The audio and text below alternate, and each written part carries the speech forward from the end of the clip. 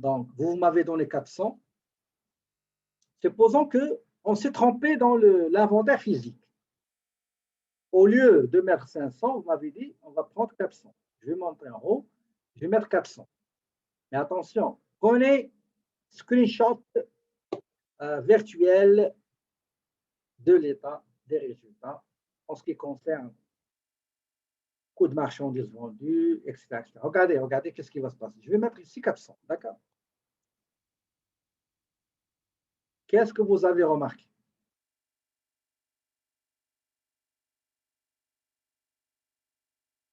Quel est l'impact?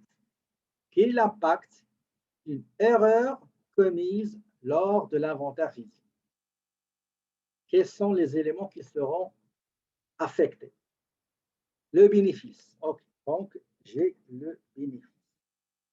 Très bien. Quoi d'autre?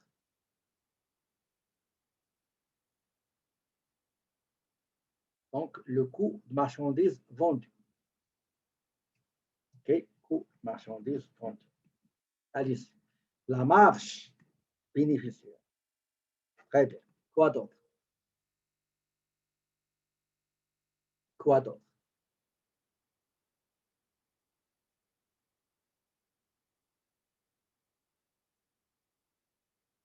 Donc, pour l'exercice que vous voyez devant vous, nous avons vu qu'une erreur peut affecter pas mal d'éléments.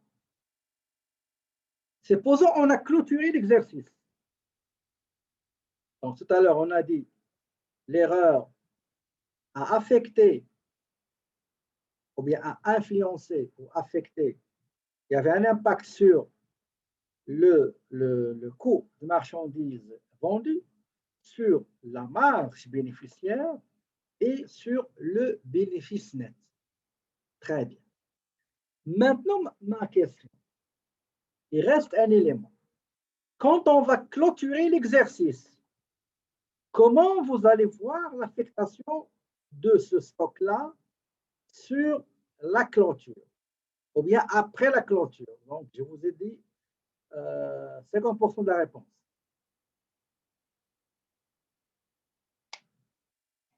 Vous avez fini votre exercice. Vous allez commencer un autre exercice. Quel est l'impact de l'erreur qu'on a commise lors de l'inventaire physique sur le nouveau exercice, le nouvel exercice?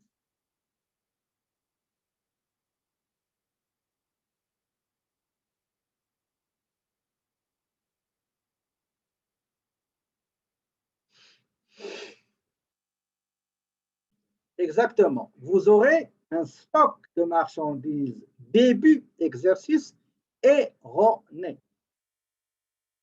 OK? Parce que le stock fin de avril 2021 sera le stock début l'autre exercice qui commence 1er mai. D'accord? Et même chose, et la même chose pour le bénéfice non réparti. Parce que le bénéfice, il est aussi erroné. D'accord? Donc, ça, c'est très important. À votre avis, qu'est-ce qu'il faut faire?